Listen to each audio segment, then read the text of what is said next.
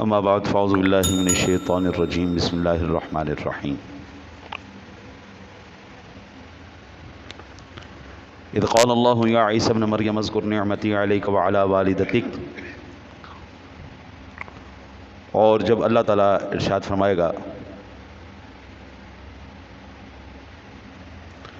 اے مریم کے بیٹے عیسیٰ علیہ السلام، یاد کر میرا احسان اپنے اوپر اور اپنی ماں پر۔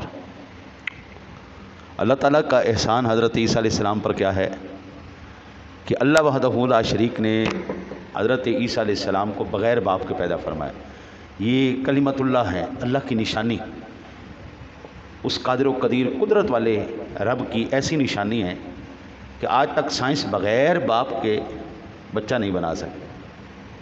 وہ ٹیسٹ ٹیوب کے ذریعے نا انہوں نے بچہ تو بنانے کی انہوں نے کوشش کی ہے، لیکن وہ بھی اس وقت تک کامیاب نہیں ہو سکتے جب تک ماں اور باپ دونوں کا وہ مادہ نہ لے لیں۔ ہاں جی، مصنوعی طریقے سے بچہ پیدا کرنے میں وہ کامیاب تو ہو چکے ہیں، لیکن اس کے لیے بھی عورت اور مرد کا ہونا لازمی ہے۔ دونوں کے جراثیم ہوں گے تو بچہ پیدا ہو سکتا ہے، ورنہ سائنس آج بھی کہتی ہے اکیلے عورت کے یا اکیلے مرد کے جراثیم سے بچہ پیدا نہیں کیا جا سکتا تاحال، اور انشاءاللہ یہ قیامت تک ہی اللہ کا معجزہ رہے گا۔ بھائی معجزہ کہتے ہیں اسے ہیں جو عقل کو عاجز کر دے، معجزہ ہے ہی وہ جو دوسرا کوئی نہ کر سکے۔ اب حضور سرور دو عالم صلی اللہ علیہ وسلم کا معجزہ شق قمر ہے، چاند کو 2 ٹکڑے کرنا، آج تک کوئی نہیں کر سکا اور انشاءاللہ قیامت تک نہیں کر سکے گا۔ حضور کا معجزہ ہے سورج کو واپس لوٹانا، آج تک کوئی نہیں کر سکا اور انشاءاللہ قیامت تک بھی نہیں کر سکے گا، کیونکہ یہ میرے نبی کا معجزہ ہے۔ سفر معراج پہ جانا یہ حضور کا معجزہ ہے، قیامت تک کوئی ماں کا لال یہ سفر نہیں کر سکتا، کیونکہ معجزہ ہے ہی وہ جو عقل کو عاجز کر دے۔ حضور سرور دو عالم صلی اللہ علیہ وسلم سے پتھروں کا بات کرنا، درختوں کا بات کرنا، یہ قیامت تک نہیں ہو سکتا بھائی، یہ معجزہ ہے۔ اللہ تعالیٰ نے اپنی قدرت کاملہ کا اظہار فرمایا ہے، اور یہ اپنے خاص بندوں کے لیے اللہ نے چیزوں کو رکھا ہے، ہر عام ہر کس و ناقص کے لیے نہیں ہے۔ اور ہر چیز کے ہر ایک کے لیے اگر ایسی چیز ہو جائے تو پھر ان کی تخصیص کیا؟ ہاں جی، تو یہ اللہ تعالیٰ کی قدرت، اس کا اعجاز، اس کا کرم، اس کا فضل، یہ انبیاء کرام علیہ السلام پر ہے۔ تو اسی میں سے یہ حضرت عیسیٰ علیہ السلام پر جو اللہ نے احسان فرمایا ہے، فضل کیا ہے، کہ فرمایا کہ اذ قال اللہ یا عیسی ابن مریم اذکر نعمتی، اپنے اوپر احسان یاد کرو، ہم نے آپ کو کلمت اللہ بنایا ہے، علیکا وعلی والدتک، اور آپ کی والدہ پر، ہاں جی، یعنی سارے جہان کی عورتوں پر حضرت بی بی مریم کو فضیلت عطا فرمائی۔ اور اس میں کیا مرد تو کیا عورت، اس میں ہر ایک کے لیے پہلی خواتین کی سردار حضرت بی بی مریم ہے، اس کے بعد پھر میرے سونے نبی کریم علیہ الصلوۃ والتسلیم کی ازواج مطہرات ساری عورتوں کی سردار ہیں، اور بالخصوص خاتون جنت بی فاطمۃ الزہرا رضی اللہ تعالی عنہا ہیں، بی بی خدیجۃ الکبریٰ ہیں، میرے حضور کی ساری ازواج، آپ کی صاحبزادیاں، یہ ساری امت کی سردار ہیں۔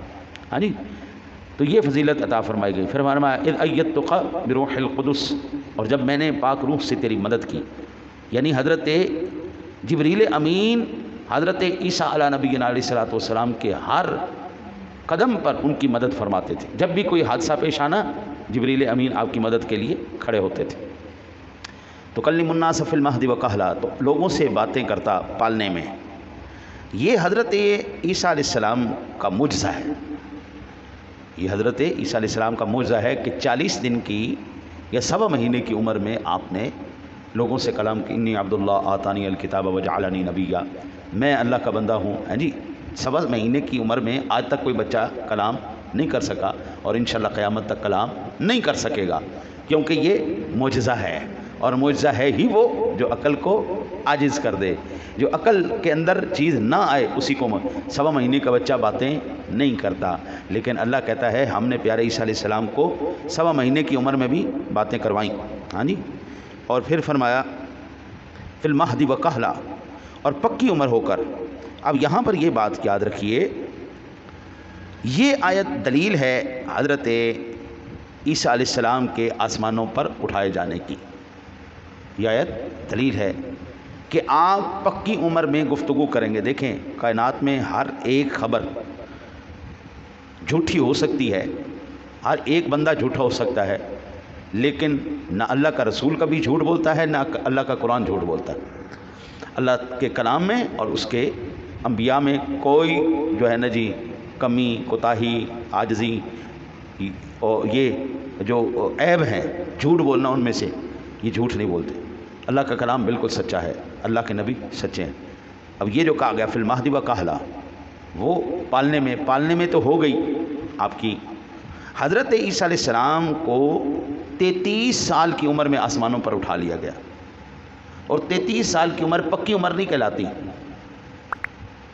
33 سال کی عمر پکی عمر نہیں کہلاتی، وہ جوانی ہی کہلاتی ہے. پکی عمر آتی ہے 40 سال کے بعد. جب بندہ 40 سال کا ہوتا ہے نا، اب کہتے ہیں کہ ہاں اب اس کی عقل کامل ہو گئی. حضرت شیخ سعدی رحمۃ اللہ تعالیٰ علیہ نے ارشاد فرمایا 40 سال عمر عزیزت گزشت، مزاج تو از حال طفلی نگشت. وہ 40 سال عمر تیری گزر گئی لیکن بچپنا ابھی نہیں گیا تیرا. مزاج تو از حال طفلی نگشت، بچپنا ابھی نہیں گیا تیرا. اما با ہوا و حوث ساختی دمے با مصالح نے پرداختی. وہ ساری زندگی ہوا، ہوس، ہرس، لالچ، ہاں جی، ہائے پیسہ، ہائے پیسہ، ہائے پیسہ، اس کے پیچھے دوڑتا رہے. ہائے مکان، ہائے گاڑی، ہائے مرتبہ. اب کہتے 40 سال عمر ہو گئی ہے، سانس کا تجھے پتہ نہیں کس ٹائم تیری سانس آنا بند ہو جائے. اوے اب تو اللہ کے راستے پہ چل پڑ، اب تو اللہ اور اس کے رسول کو منا لے. عمر تیری پکی ہو گئی، جو کرنا تھا کرا لیا، اب چلو. 40 سال کی عمر پکی عمر کہلاتی ہے، ٹھیک ہے نا جی. اس کے بعد پھر کہتے ہیں یہ بندہ جو ہے سیانہ ہو گیا، اب یہ نادان نہیں رہا. وہ 30 سال کے بعد ہم کہتے ہیں بچوں والی باتیں نہ کیا کرو، اب تم جوان ہو چکے ہو، اب تم بڑے ہو چکے ہو. ہاں جی 40 سال کے بعد ہم کہتے ہیں کہ ہن تے عقل نو ہاتھ مار، عمر ویکھ اپنی، ہن تے عقل نو ہاتھ مار. ہاں جی تو پکی عمر یہاں پر جو فرمایا گیا وکہلا پکی عمر میں، تو اس کا یہ واضح ثبوت ہے کہ حضرت عیسیٰ علیہ نبینا علیہ الصلوۃ والسلام کی ذات گرامی نے جس طرح بچپن میں یعنی 7 مہینے کے اندر جس طرح حضرت عیسیٰ علیہ السلام نے انی عبداللہ کا آپ نے کلام فرمایا، آپ پکی عمر میں بھی یہ کہیں گے انی عبداللہ آتانی الکتاب وجعلنی نبیا، ٹھیک ہے نا جی. اس عمر میں بھی انی عبداللہ کا یہ ارشاد فرمایا جائے گا. پھر فرمایا وَإِذَا عَلَّمْتُكَ الْكِتَابَ وَالْحِکْمَةَ، اور جب میں نے تجھے سکھائی کتاب اور حکمت، یعنی اسرار و علوم. دیکھیں اس دنیا کے اندر ہر ایک بندہ ہر ایک جہت میں نہیں جا سکتا. مثلا ایک ہی بندہ ہو، وہ ڈاکٹر بھی ہو، وہ وکیل بھی ہو، وہ انجینئر بھی ہو، وہ جج بھی ہو، وہ کرنل بھی ہو، وہ جرنل بھی ہو، وہ خلاباز بھی ہو، وہ ماہ ارضیات بھی ہو، ماہ فلکیات بھی ہو. ایسا نہیں ہو سکتا بھئی. ایک وقت میں ایک ہی ہو گئی، یا ڈاکٹر ہے یا وکیل ہے، یا جج ہے یا کرنل ہے. ہاں جی وہ ایک جہت میں چل سکتا ہے. وہ سائنسدان ہے یا عالم ہے، ہاں جی وہ ایک جہت میں چلے گا، ساری جہتوں میں وہ نہیں چل سکتا. لیکن اللہ وحدہ لا شریک اپنے نبی کو ہر جہت میں کمال عطا فرماتے ہیں، ہر ایک چیز میں اللہ نے. کیوں کہ اللہ تعالیٰ نے اپنے پاک کلاموں کے اندر، وہ تورات ہو، زبور ہو، انجیل ہو، قرآن پاک ہو، تمام اسرار اور علوم کو چھپا دیا ہے. اور یہ تمام اسرار اور علوم اللہ نے انبیاء کرام علیہ السلام کو عطا فرما دیے ہیں. تو ہم یہ کہہ سکتے ہیں کہ جب میرے نبی کی بات آئے گی، میرے نبی کریم علیہ الصلوۃ والسلام کے پاس حضرت قتادہ اپنی آنکھ کا ڈیلا نکلا ہوا لے کے آ گئے، تو آپ نبی اکرم صلی اللہ علیہ وسلم نے فرمایا، یہ نہیں فرمایا جا آنکھوں والے ڈاکٹر کے پاس جاؤ بھائی، میرے پاس کیا لینے آ گئے ہو، میرے پاس میں کوئی ڈاکٹر ہوں آنکھوں کا. نہیں، آپ نے یہ نہیں فرمایا. آپ نے لعاب دہن لگایا. آپ جناب نے سرور دو عالم نے لعاب دہن لگا کے حضرت قتادہ کے آنکھ میں وہ آنکھ کا ڈیلا رکھا. اللہ تعالیٰ نے ان کی آنکھ کو شفا عطا فرما دی. ہاں جی یہ نہیں کہا کہ جاؤ بھائی ہسپتال جاؤ. حضور نبی اکرم صلی اللہ علیہ وسلم نے لکھا، آنکھ آ گئی.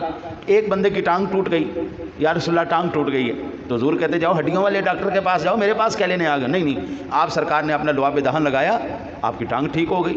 ہاں جی آپ نے ہزاروں مرتبہ یہ واقعہ سنا ہوگا کہ خیبر کے دن حضور حضرت علی المرتضیٰ شیر خدا کرم اللہ وجہہ الکریم کی آنکھیں خراب تھیں. ہاں جی حضور نے فرمایا این علی، وہ علی کدھر ہے؟ عرض کی یا رسول اللہ اشوب چشم، یعنی آنکھوں کے مرض میں مبتلا ہیں. فرمایا اس کو بلاؤ. یہ نہیں کہا کہ جاؤ ڈاکٹر سے جا کے دوائی لے کے آؤ. نہیں، حضور نے اپنا لعاب مبارک لگایا، آپ کی آنکھیں ٹھیک ہو گئی. ہاں جی یہ تو میں نے ایک دو واقعہ عرض کریں، ہزاروں واقعات ایسے ہیں، ہزاروں واقعات ایسے ہیں. اب لوگوں کو آگے پانی کی ضرورت آ گئی. حضور نبی اکرم صلی اللہ علیہ وسلم نے فرمایا بھئی کسی کے پاس پانی ہے؟ عرض کیا رسول ایک پیالہ ہی ہے. فرمایا چلو وہی لے آؤ. پیالہ آیا، حضور نے پیالے میں ہاتھ رکھا، آپ کی 5 انگلیوں سے پانی چلنا شروع ہو گیا. ہاں جی حوض کوثر کے جشن میں جاری ہو گئے. سارے لشکر نے پانی بھی پیا، پانی بھر بھی لیا. اب حضور نے یہ نہیں کہا تھے بور کھولو. ہاں جی بور کھولنا آپ اور میرے تو بس کی بات ہی نہیں ہے بھائی. ہمارا بور خراب ہو گیا تو ہم نے باقاعدہ پھر بور والوں کو بلایا، آؤ بھائی آ کے یہ ہمارا مسئلہ حل کرو۔ ہاں جی، یعنی مقصد عرض کرنے کا یہ ہے، یہ بات پھر اور کہیں نکل جائے گی کہ اللہ تعالیٰ نے یہ جو کہا گیا نا علمتک الکتاب والحکمہ، ہم نے آپ کو کتاب اور حکمت سکھائی۔ حکمت سے مراد ہر وہ علم ہے، ہر وہ علم جو اس وقت رائج ہو یا آنے والی نسلوں میں رائج ہونا ہو، اللہ اس نبی کو عطا فرماتا ہے۔ والتورات والانجیل، اور تورات اور انجیل، وَإِسْتَخْلُقُ مِنَ، کیونکہ تورات حضرت عیسیٰ علیہ السلام سے پہلے گزر چکی تھی اور پیغام ایک ہی چل رہا ہوتا ہے، اس لیے آگے اس کو والانجیل وَإِسْتَخْلُقُ مِنَ الطِّينِ كَهَيْئَةِ الطَّيْرِ فَأَنفُخُ فِيهِ، اور جب تو مٹی سے پرندے کی صورت میرے حکم سے بناتا۔ یہ بات ایک واضح کرنے والی ہے کہ حضرت عیسیٰ علیہ نبی علیہ السلام کے جتنے بھی معجزات ہیں، یہ جتنے بھی اولیاء اللہ کی کرامات ہیں، ہم یہ بالکل دعویٰ نہیں کرتے کہ یہ ان کی ذاتی ہیں، ٹھیک ہے جی، یہ ان کی ذاتی ہیں، ہم یہ دعویٰ نہیں کرتے۔ ان کو عطا فرمانے والا اللہ ہے۔ یہ جتنے بھی کمالات تھے مٹی سے، آج میں بات یہیں پر روکوں گا، کل انشاءاللہ ادھر سے آگے لے کے چلوں گا، بس اسی بات کو آپ سمجھ لیں کہ یہ جتنی بھی چیزیں ہیں، مردوں کو زندہ کرنا، اس پر میں انشاءاللہ تفصیل سے کل عرض کروں گا زندگی رہی تو، مردوں کو زندہ کرنا، یہ معجزات جو ہیں، یہ کرامات جو ہیں اللہ کی، یہ تمام کی تمام معجزات ہوں، کرامات ہو، دینے والا کون؟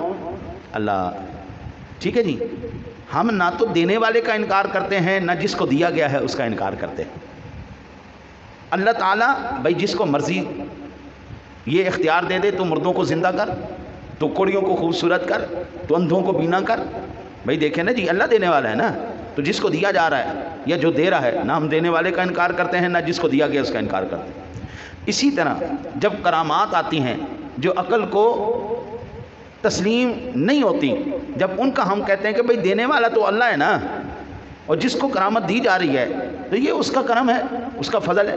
حضرت سیدنا غوث اعظم رضی اللہ تعالیٰ عنہ کی ایک کرامت جو مولانا اشرف علی تھانوی نے بھی لکھی ہے، لوگوں کو ہضم نہیں ہوتی۔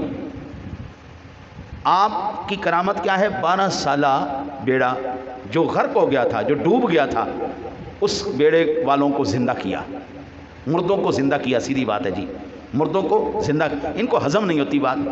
او بھائی تمہیں کیوں ہضم ہو؟ کرامت اور معجزہ ہے ہی وہ جو عقل میں نہ آئے، اور دینے والا اللہ ہے، جس کو دیا جا رہا ہے وہ اللہ کا نبی یا اس کا خاص بندہ ہے۔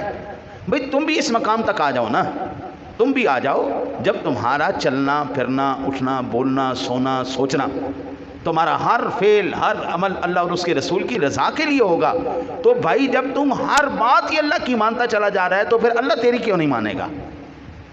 قل ان کنتم تحبون اللہ فاتبعونی یحببکم اللہ۔ سادہ سا حضرت صاحب کلیہ ہے۔ میں اگر کسی سیٹھ کی نوکری کروں، وہ سیٹھ مجھے کہے جی صبح 8 بجے آنا ہے، شام کو 5 بجے چلے جانا ہے، ٹھیک ہے جی، میں اس کی بات مانوں۔ وہ کہے جناب آپ نے یہ کام کرنا ہے، میں کہوں جی ٹھیک ہے۔ اس نے کہا یہ کام نہیں کرنا، میں کہتا ہوں جی ٹھیک ہے جی۔ اس نے کہا تو نے یہ سارے کام کرنے ہیں جو میں کہوں، ہر اس کی بات میں مانتا چلا جاؤں، اور پھر اینڈ میں کہوں جی مجھے اس چیز کی ضرورت ہے، میرا سیٹھ انکار کرے گا؟ بھئی ہر بات تو میں اس کی مان رہا ہوں اور اس کے کہنے کے مطابق عمل کر رہا ہوں۔ اب میں یہ کہوں کہ جب میں سیٹھ سے مطالبہ کروں گا اور وہ انکار کر دے گا، یہ تو مخلوق کا اختیار ہے جناب، یہ تو مخلوق ہے، یہ تو سیٹھ ہے، یہ تو تمہارا مالک ہے، یہ تو باس ہے جس سے تم مانگ رہے ہو، کائنات عالم کا جو سب سے بڑا مالک ہے۔ جب تو اس کی مانے گا، وہ کہے یہ کر تو کرے گا، وہ کہے یہ نہیں کرنا تو یہ نہیں کرے گا، وہ کہے اس وقت یہ کرنا ہے، تو بندہ جب سارا کچھ کرتا چلا جائے گا پھر کہے گا یا اللہ اب میرا یہ ایک مسئلہ ہے، اس مسئلے کو حل فرما دے، کیا اللہ اس کو دھتکار دے گا؟ سادہ سی بات ہے جناب، آپ اللہ کی مانیں، اللہ تمہاری مانے گا۔ جب آپ اللہ سے کہیں گے اللہ انکار نہیں کرے گا، جب اللہ سے مانگنے پر اللہ دیتا ہے تو پھر حیرانگی کی بات کیا ہے؟ وہ بھائی ہزاروں سال بعد لاکھوں سال بعد عیسیٰ علیہ السلام کو آسمان سے زمین پر اتار دے تو ہم پھر بھی شک نہیں کریں گے، اس کی قدرت ہے۔ وہ سالوں پہلے مرے ہوئے لوگوں کو زندہ کر دے، ہم پھر بھی شک نہیں کریں گے، میرے رب کی قدرت ہے جی۔ اللہ سے دعا ہے اللہ آپ کو مجھے عمل کی توفیق عطا فرمائے۔ اللہم صلی علی